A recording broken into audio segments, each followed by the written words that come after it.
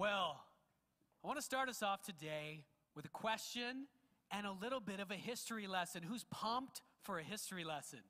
Yes, let's hear it. Okay, so here's the question first. The question is this: does working more get more done? Oh, it's a trick question, isn't it? Does working more get more done? Well, I suppose if you weren't working at all, if you were just sitting on your bum all the time and not doing anything, then of course working more would get more done, wouldn't it? But there comes a point where working more does not get more done. Let's have a history lesson. All right, so can everybody say Industrial Revolution? That's pretty good. It's like you're in history class in high school again. All right, so good, Industrial Revolution. So that's the period from about the mid-1700s up till maybe, the U.S. Civil War, like the 1860s, something like that, where everything changed. Everything changed in the way we make stuff. Okay, everything didn't change. Everything changed in the way we make physical things. It used to be that if you wanted stuff, you wanted a hammer, or you wanted a saw, or you wanted, a garden tool, you would go to the local person in your village who would make that. And that was the only place you could go. But we started inventing factories, and we started inventing machines, and lots of people stopped working on farms and started working in factories. So let's have that first picture up of a factory. And this actually is a bunch of women who are working in a cigarette factory is what we're seeing here. I didn't get an exact date for this picture, but you can kind of guess when it is, right? This has got to be sort of mid to late 1800s, maybe early 1900s, something like that. So what happened is everybody, how today everybody's super pumped about smartphones and superheroes? Those are kind of the two things that everybody's excited about. So we interpret life through apps and smartphones and superheroes. Those are the analogies we use in the way we think about things. Well, back then when this revolution hit the world, everybody started thinking of things in terms of machines. And they started thinking about people like people were machines. And so they thought, if a machine, you run it longer, you get more work out of it, right? That's how it works. And so they thought, well, that's got to be the same for people. So if we just get people to work more, we're going to produce way more stuff, and then we're all going to be rich. This was the theory. And so the work week, as people began to work in these factories, how many of you think you're busy and you work a lot? Maybe nod your head, raise your hand. I don't know. You don't even have to respond. A lot of people feel busy today. The work week, by the time you get to the late 1800s, the work week in some industries was between 10 and 16-hour shifts. This is in the Western industrialized world. You'd work either 10 to 16 hours a day, 6 days a week. So we're talking about a work week of 60 to almost 100 hours a week. Okay, everybody go, whoa, right? That's crazy. So what do you think happened to people who worked in a factory at some monotonous job for like 95 hours a week? What do you think happened to those people? Yeah, they lost their minds, they got sick, things broke, people did terrible things happen. People started to die because of this, because you can't work that much. In fact, the only thing that was saving them from, pushing into 7 days a week was the fact that the Bible had said you can't work 7 days a week. You got to have one day off. That was the only thing that was holding back this huge force of industrialism from making everybody work all the time. Well, what started to happen is, there were protests from the unions, but even the factory owners started to see that, hey, our goal is to make a lot of stuff so we can make a lot of money, and this is not effective. Actually, if we start to reduce this work week some, we might actually produce the same or more. And long term, it's going to benefit us a lot. And so as early as 1913, you have factory owners, like major factory owners in Germany especially, saying, you know what, when we reduce this, we actually produce more. There was one guy who showed that when he took his factory from 9-hour shifts, they'd already reduced from the 10 to 16. He took his factory from 9-hour shifts to 8-hour shifts. They actually produced 10% more than they did at 9 hours. So you take away 10% of the work hours and you produced 10% more in his factories. And then you get to, so this started happening in the United States as well, and you get to Henry Ford. I got a picture of Henry Ford here. And Henry Ford is famous for trying this on a much larger scale. So he's building cars, and with all his factories, he actually is the one who reduces the work week to 40 hours a week. He takes away that 6 days, so his guys have 2 days off a week, and production in his factories increases. He cuts it down to 8 hours, only 5 days a week, and production increases. And so then this sweeps across the nations, the Western world, and then it becomes enshrined as law, 40-hour work week. Not a law you have to follow all the time, but it becomes enshrined in different ways by governments. Okay, so that's a little bit of a history lesson. Now some statistics for you. Let's go to that next statistics page. So this is more recent. Because of this, because it's economic and because people are so interested in it, how much should I work? There are tons of studies that have gone into this over the past 100 years. So here's just a few stats for you here. This is from a 2004 report by the CDC in the United States, the Center for Disease Control. And this is a meta-analysis. So what that means is they took 52 different major studies that had happened over the past 50 years. And they compared them all and found what are the results of all these different scientific studies on the work week. And here's what they found. This is all based on should you do 40 hours or less or more. And if you do more than 40 hours a week, on average in populations, here's what happens, okay? People who regularly work overtime, so that's over 40 hours a week, are less healthy than those who don't. They're more likely to gain weight, fall ill, and get injured on the job. Whoa, okay, so long term, for sure, employers are going to want to keep that work week shorter. And then look at this. People are less alert and more likely to make mistakes after the 8th hour of work. I'm preaching all this to Pastor Phil, by the way, so he doesn't work me too hard. No, I'm just kidding. People who routinely work extended hours and overtime are less productive than those who work 8 hours a day and 40 hours a week. Look at that. So even if you just look at how do I get the most out of my employees in the immediate future, forget about long term, just in the immediate future, how do I get the most production out of them? The best research on this shows that you should cap their work week. In general, this isn't necessarily true for each individual, but over the population as a whole, you should cap their work week at 40 hours. And if you don't, you'll get less work out of them. Isn't that crazy? It seems counterintuitive, doesn't it? It seems like if I work more, I should be able to get more done. But it's not always true. Oh, okay, well, we're in a sermon series right now called Breathe. Everybody take a deep breath. We're doing this each week. And breathe out. Our first message 2 weeks ago was called Breathe In. We're talking about how to not be overwhelmed. You see, Jesus was a man who lived a couple of thousand years ago. He's the Son of God. He knows how to live life. He's the only man who did it perfectly. And then he went and died for us and came back to life from the dead so that we would have power from God to enter a new kind of life. We could break out of the things we're trapped in. We can actually become more and more the people we were made to be. He died so that that could happen in my life and in your life. And because of that, we actually don't have to be overwhelmed by the things that come at us in life. At this time of year especially, many people feel overwhelmed because all the regular routines are back in place. But we don't have to be. And Jesus gives us some clear teaching on how we cannot be overwhelmed. We saw that first week. Jesus says, come to me, all of you who are tired from carrying heavy burdens, and I'm going to give you rest. But then he told us that the way to get there is that we have to take his way and put it into practice in our lives. He calls it his yoke. We have to put his yoke on. We have to go his way. It's counterintuitive. It seems like, wouldn't that be more work? Jesus, aren't you just adding more to my already busy life? But no, he's the one who knows how to do it. And there are two pieces here. One is that if we take his way and put it into practice in our life, number one, he shows up with us and helps us.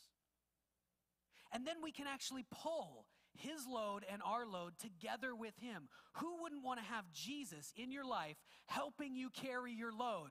This guy can pull some weight. Let me tell you, he can. And then number two, we're going to learn from him, he says. He's actually going to teach us how to do this in a way that succeeds so we won't continue to be overwhelmed. And then last week, Pastor Phil taught us about how the Bible shows that we need other people in our lives. We need community to build us up, to support us, to help us keep taking those steps and following after Jesus. We need other people, and that sometimes seems like it's an extra burden as well. Oh, I have to commit to community group. I'm too busy for that. But no, you're too busy to not commit to community group. Because you need those other people to do the things that you've been called to do in your life. And so we said that first week, we said, you're never too busy to breathe. We said, imagine there was a person who said, I'm so busy, I just don't have time to do anything other than the job that I'm doing. I don't even have time to breathe. Well, that person would die. And this is the image that we're using here, right? You are never too busy to breathe, to take in the things that you need to grow, to become the person you were made to be, and to succeed. That's how you avoid being overwhelmed. You put Jesus' way into practice in your life. And today the message is about rest. The title of the message today is Take a Break. Take a break even if you can't. Take a break. It's about rest. And it's about this idea that we find in the Bible that originally was called Sabbath. Now that's a word that's not used a ton in our culture today. Most people have heard it a little bit. But really all that it means is rest or a rest day. It comes from the Hebrew word,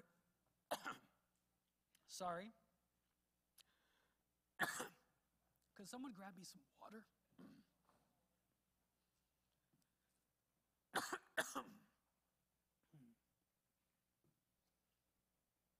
We need to take a rest for a minute.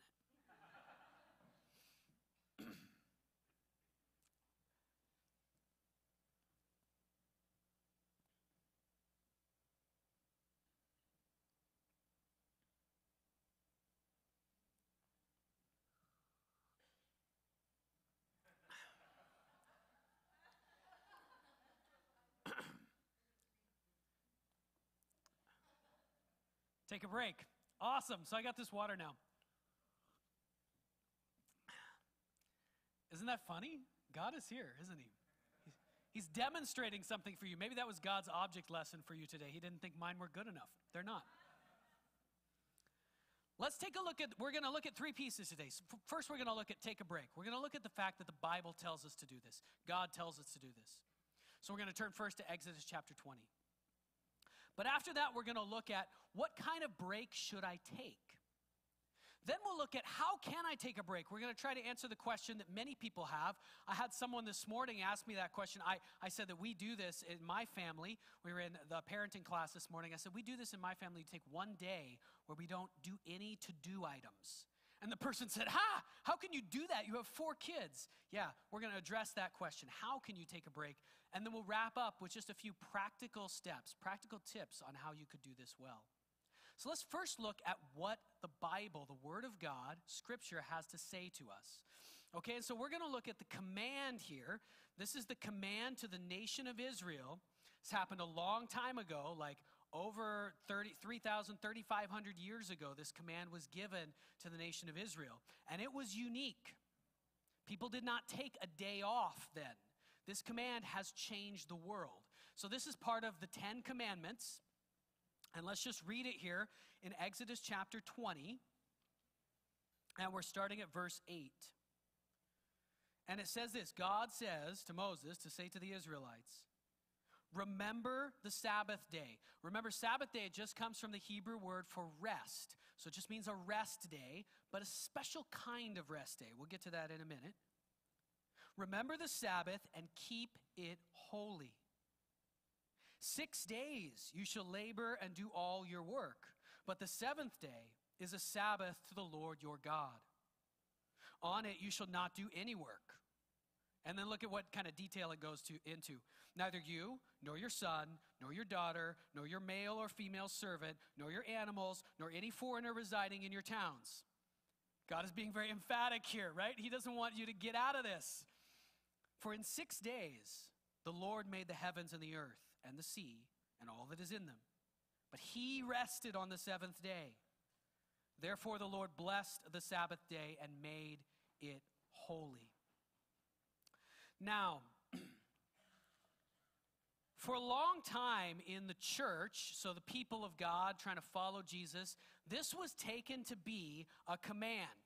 something that we have to do because the Bible says to do it. More recently, in the last while, it has taken to be much less of a command, something maybe that we might want to do, or actually we're a little bit too busy to do that, not something we really need to worry about. I want to address this question. Is this still something that God is asking us to do today? Is it a command for us? And the answer is yes and no. Now let's dig into that. First of all, there are some commands that were given to the nation of Israel that were just for them for that time. They had a whole bunch of commands about what kinds of things they could eat and what kinds of things they couldn't eat and how they would plant crops in their field and how they wouldn't, and even, what kind of, fabric they could use when they were sewing clothes. They had all kinds of commands, some of which are no longer for people who are not Israelites, or even for just anyone today. They're no longer for us. Those commands were changed because they were based on the culture that was at that time, and they were used by God for a certain purpose, and they're no longer being used by God for that purpose. But there are some commands that were not changed, actually that cannot be changed because they are woven into the very fabric of human life and the way that God made the world.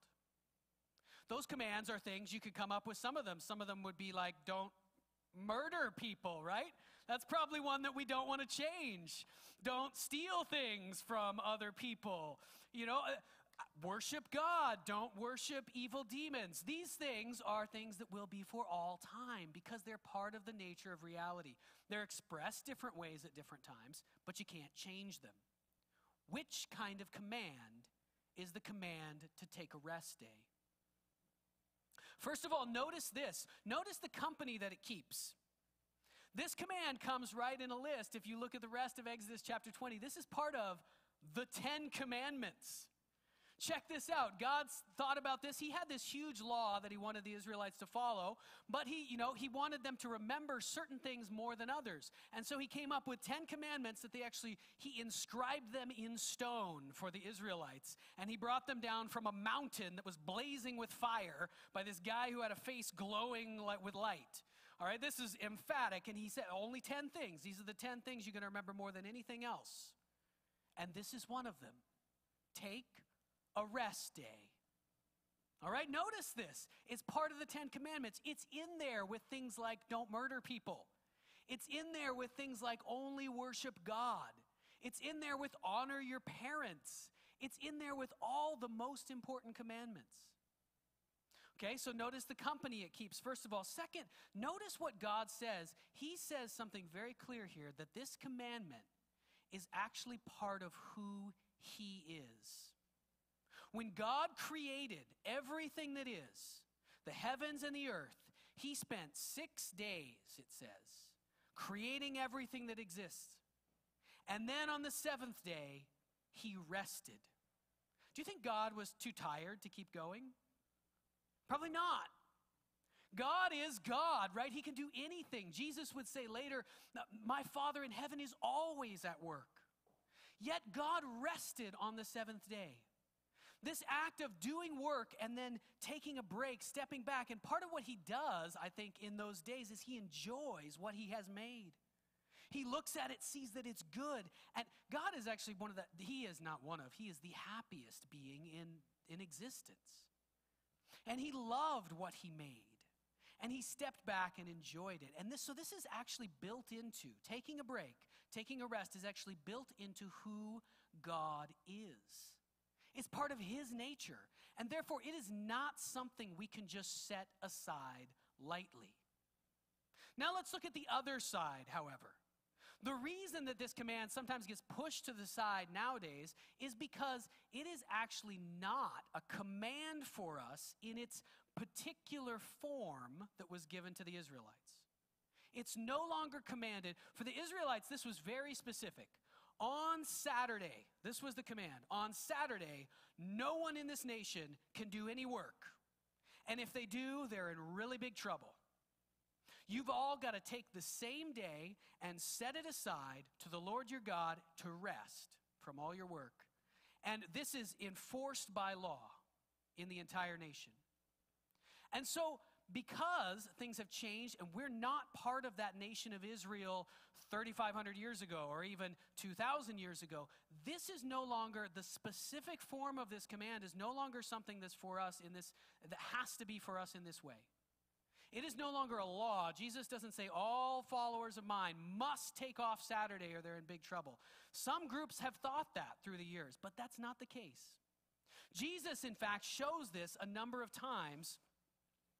He himself practices things that are outside of this. We'll get to this in a couple of minutes here in our next section. Jesus practices things that are outside of just taking this one day off. But I want to emphasize that the principle is still in force for us. It's built into the nature of the universe, and it's built into the way human beings are, that we must take a break. So this is your first point to write down in your bulletin. This is the same point we had from 2 weeks ago. Stop and breathe in the wisdom, guidance, and encouragement and strength that you need to grow. It is built into the nature of reality that you must take some kind of regular break. And we'll talk about what kind of break that is next. So I hope that you're with me here. This is not something we can set aside lightly. It's part of who we are, and it's part of who God is. Let's think about now for a few minutes, what kind of break should I take? If it's built into the nature of reality and who God is that I must take time off, I must rest, what kind of break should I take? Should I, for example, maybe my break could be just binge watching Netflix all day. That's a kind of break that many people in our culture take, isn't it? In fact, in our modern culture, many people feel this need to rest because we're not setting aside time that's rest unto God. People feel this all the time. Almost all people in our culture feel this need for rest. I'm just too busy. I'm overworked. When I was a kid, I remember my mom saying almost every week or almost every day, there just aren't enough days in the week. There just aren't enough hours in the day. I need some kind of extra space or time. And so we feel this, but the way that our culture has responded to this is to just check out in any way that we possibly can. So I get exhausted, and so I just collapse. Maybe I sleep all day, or I go on, I live for vacation.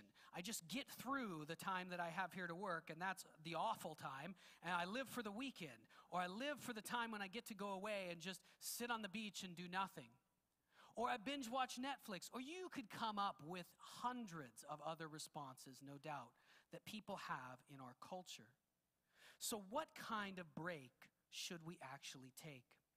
Let's take a look at a section from Jesus here. So this is in Mark chapter 2, and this is Jesus talking about the Sabbath here. He's talking about the rest day. And he's dealing with some people in his culture who wanted to hold it as this really strict law. And it says this in Mark chapter 2, verses 23, starting at verse 23. One Sabbath day, so it's the rest day where everybody was required to take it off. Jesus and his disciples were walking through some wheat fields. His disciples were picking grains of wheat as they went along. Some Pharisees asked, "Why are your disciples picking grain on the Sabbath? They are not supposed to do that." Jesus finished by saying, he says a couple other things in here. He demonstrates, he tells a story about David, who had done some things that were technically against the law that the Israelites were following, but that had really helped his men in a time of need. And then Jesus says, people were not made for the good of the Sabbath. The Sabbath was made for the good of people. So the Son of Man, that is Jesus himself, is Lord over the Sabbath. And this is key to us understanding what kind of rest, what kind of break do we actually need to take. The Sabbath, the rest that God is asking for here, is for your good. It's not so you can tick off a box and say, I did it, I obeyed God, now God's not going to strike me, or something like that. God's not mad at you. God is trying to help you by giving you this command. He's trying to help you not be overwhelmed. And we see in the case of Jesus and his men, they're walking through a field. They'd been doing lots of work. They'd been traveling, and they always traveled by foot. And they didn't have a ton of food, actually. Sometimes that was a concern for Jesus and his men, was literally having enough food. Sometimes they were scared about that because they didn't work, and they just trusted God to supply all their food, and he did, but they sometimes got worried about it. And so his men start picking off heads of grain in this field as they're going through it. They're eating this grain so that they can be nourished and refreshed. But they had a rule that you shouldn't harvest on the Sabbath, on the rest day, and so the Pharisees get upset. You see that what's being allowed here by Jesus is something that's actually restoring life to his men who are following him. And so we see that the Sabbath, the kind of rest that we take, is a rest with a purpose. It's a rest that will actually help restore us. And that's the lens that we can look through to decide, is this thing that I'm going to do to take a break, is this real Sabbath? Is this following what God's telling me to do, or is it not? Well, let me ask you this. When you watch Netflix, if you binge Netflix for a day, does that restore your life? When you take a vacation, did that vacation bring life to you? Did it bring you true rest in a way that you were refreshed and ready to do your work better than before the vacation? Well, that's a confusing question because for some vacations the answer will be yes, and for some the answer will be no, right? It depends on how you do that vacation. So Sabbath is something that, the rest is something that has to be taken with a purpose. We can actually see a little bit more of that when we look at the particular words of the command. Back in Exodus chapter 20, right, in that command, we saw God said not just to take a rest, but he said take the Sabbath day, keep it holy, set it apart. So it's got to be a time that's different than your regular times. And not only that, but it's to be a Sabbath to the Lord your God. It's to be a time that you direct toward God. It's to be both at the same time, rest from your work and directed toward God. And this is a way that you can look at any activity and figure out whether it's something that is giving you real rest, restoring you, whether it's a real rest the way God is talking about or not. So our second point, you can fill in the blank for the bulletin on this question: what kind of rest should I take? The second point is this: you must take a break that is real rest in God. That's the kind of break you must take. A few questions you can use to figure out if any activity is that. You can use this question. Is it rest or is it getting something done? That's something that I use quite often. Is this something that really is just something I want to do and I'm doing it freely? Or am I secretly trying to accomplish some task that I feel worried and concerned about? Another question you can use is it rest to the Lord your God? Is it time that's being set apart and that's actually different than the rest of my week? Because that's the only kind that's given up to God that will really change me in the way that I need to be changed. And then a third question: does it restore my life or does it drain my life? This activity or this thing that I'm doing to rest. Does it restore my life or does it drain my life? Third, let's address the question: how can I possibly do this? I know that when you hear about the idea of taking a whole day out of your week every week and giving that day to the Lord your God by resting, that might sound impossible to many of us. I want to say, first of all, that it is not impossible. But we need to address the question of how can this be done? How can I possibly do this? What if I feel like I really can't? There's a number of things that might prevent us from thinking that this is even possible.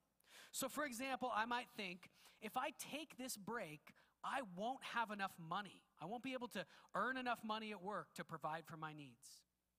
Or I might think, if I take this break, if I really were to take a regular break, I might lose my job. My employer is demanding of me a lot of work.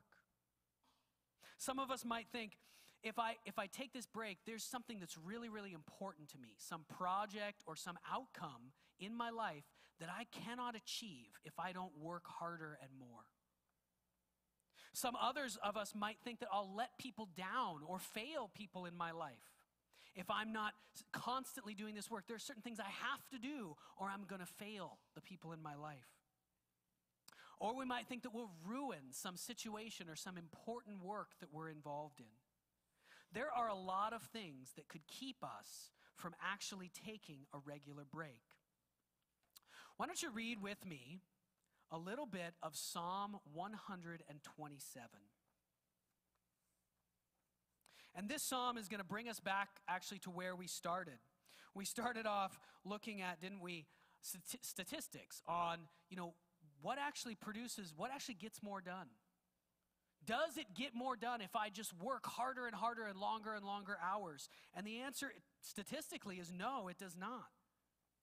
But let's take a look here at Psalm 127 and what is God saying to us about this. Psalm 127 verses 1 and 2. Unless the Lord builds the house, the builders work or labor in vain. It's useless. Unless the Lord watches over the city, the guards stand watch in vain. In vain you rise early and stay up late, toiling for food to eat.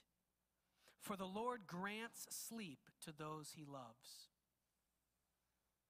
Here we have a clear teaching from God to us that if we just work harder and harder without having our work rest in him, it will not achieve what we think it will achieve. In fact, it will actually be useless and worthless if we're working only in our own strength. And we need these breaks to keep our rest centered in God, to keep ourselves centered in God.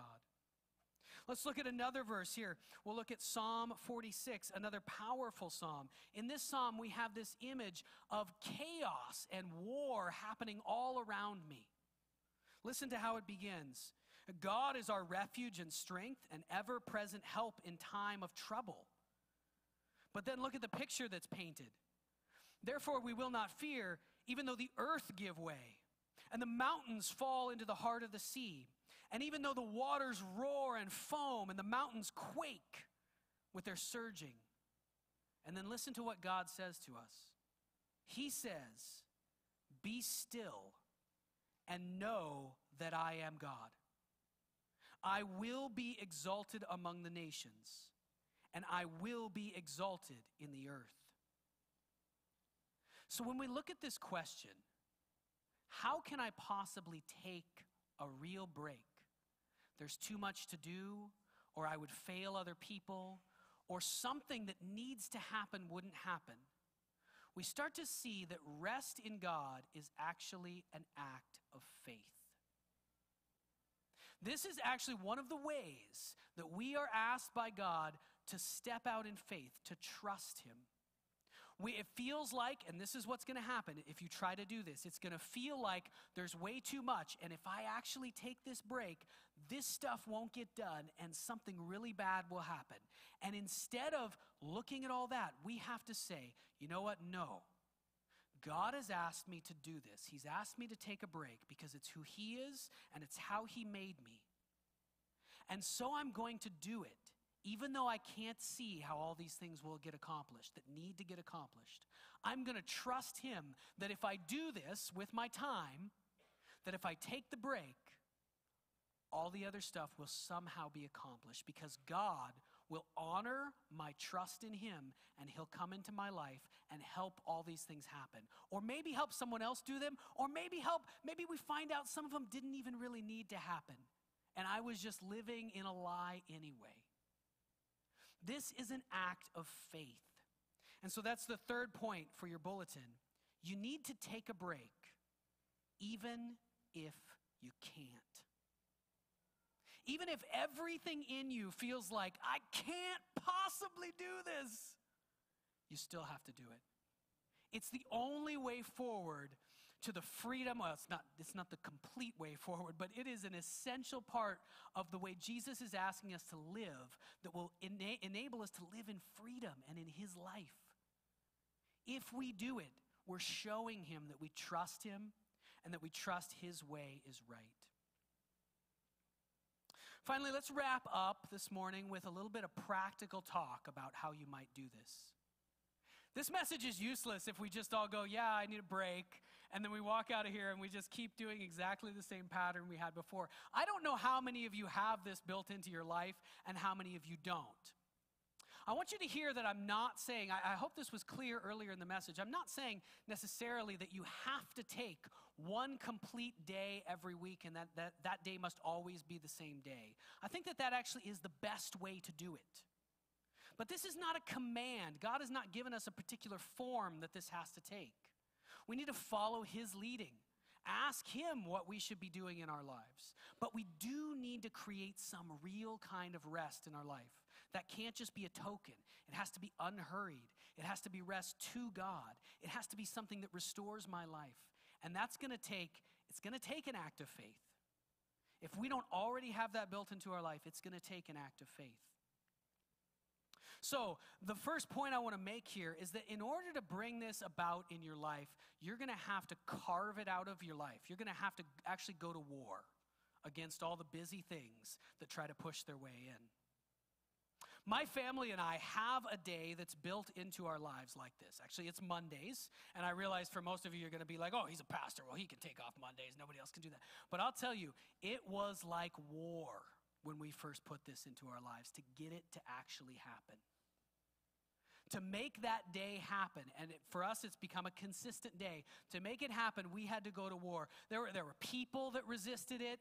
There were ideas in our own minds that resisted it. There was guilt that we felt that was not from anyone, but it just was in us because other people were at work and we weren't on that day. There were all kinds of things. There were things that we weren't sure were going to happen.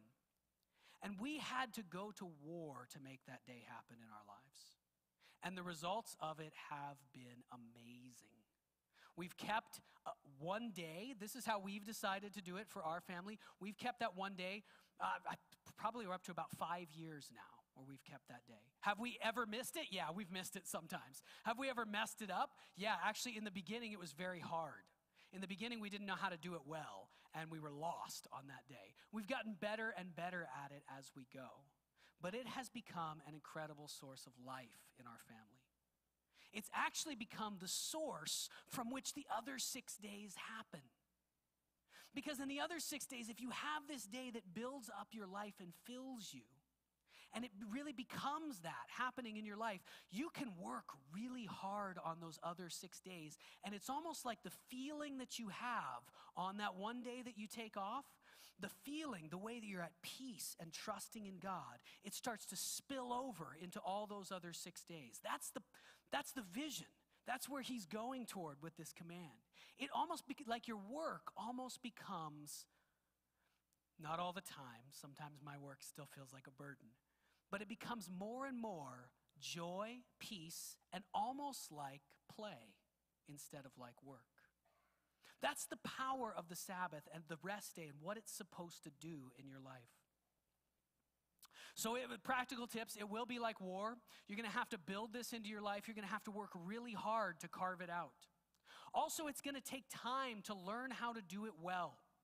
You're not going to know, whatever time you set aside, whether it's a full day or part of a day, you're not going to know how to do that well at first. You're going to need to read, research. What do people do in these times? How do I do nothing? Many of us have almost no experience of literally doing nothing. For some people, that's actually a really scary thing. It is empowering. Sometimes on the rest day, I just sit and stare out the window for long periods of time. And I'm weird. You don't have to do exactly the same thing as me. But that changes you in a way that nothing else can. Doing nothing and just sitting before God in a restful way. It changes who you are and it changes the people around you. I think what we're going to do now is we're going to move into another song of worship. And as we do that, I would just encourage you to be praying to God, reaching out to him, asking him, what are you asking me to do in this area? Do I have regular times of rest to God built into my life? And if I don't, God, what are you asking me to do as a next step? If you want to live a life that is abundant, that's full of the life of Jesus, If you want to live a life that can't be overwhelmed, you must take a break. Let's pray.